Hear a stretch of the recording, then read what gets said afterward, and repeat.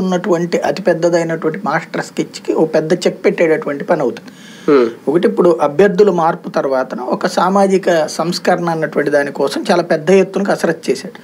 ఇప్పుడు డబ్బులు లేనటువంటి వాళ్ళు కులాల ప్రాతిపదికన తీసుకున్నటువంటి వాళ్ళు అంటే చరిష్మా కంటే కూడా కులాల ప్రాతిపదికన తీసుకుని వచ్చింది చాలా చోట్ల ఉంది. ఓ రకంగా ఏంటంటే సామాజిక విప్లవం తీసుకురావాలి, బీసీలను పెద్ద ఎత్తున తీసుకొచ్చి అనేటువంటి ఉద్దేశంతో చేశాడు. ఆ కొత్త వాళ్ళని అక్కడ ఆ నియోజకవర్గాల్లో ఇదంతా కూడా తన పేరు మీదనే వెళ్ళాలనుకుంటున్నాడు. ఇప్పుడు అవతల ముగ్గురు కలిసినప్పుడు అది ఒక శక్తివంతమైనటువంటి కూటమి అవుతుంది. అట్లాంటప్పుడు జగన్ చేస్తున్నటువంటి స్కెచ్ ఇప్పుడు ఎదురు దెబ్బ తగులుతుందా? నెంబర్ 1. ఎందుకంటే ఇప్పటిదాకా ఈ డిబేట్ నడిచింది.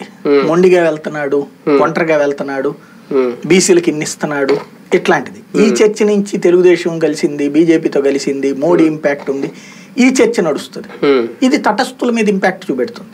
తటస్థుల మీద ఇంపాక్ట్ అనేటప్పుడు ఖచ్చితంగా అది మైనస్ అవుతుంది.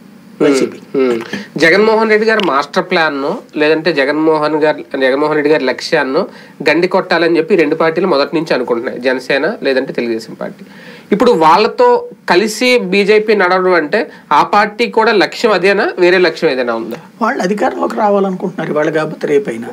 అంటే వీళ్ళతో కలిసినంత మాత్రాన బీజేపీ అధికారంలోకి ఏమి రాదు. ఇవాళ రావడం కాదు కదా, ఫ్యూచర్ లో. ఇప్పుడు లాస్ట్ ట్రిప్ లో అయితే అట్లాగే అనుకుని వెళ్ళింది కానీ సక్సెస్ కాలేదు. ఈ దఫా సక్సెస్ అవుతామని నమ్మకం ఉండొచ్చు. అలాగని ఇప్పుడు జగన్మోహన్ రెడ్డి గారిని గద్దె దించేసి వాళ్ళతో చేతులు కలపాల్సిన అవసరం కూడా బీజేపీకి ఇప్పుడు లేదేమో కదా. జగన్మోహన్ రెడ్డిని గద్దెనెక్కించాల్సిన అవసరం కూడా వాళ్ళకి లేదు కదా.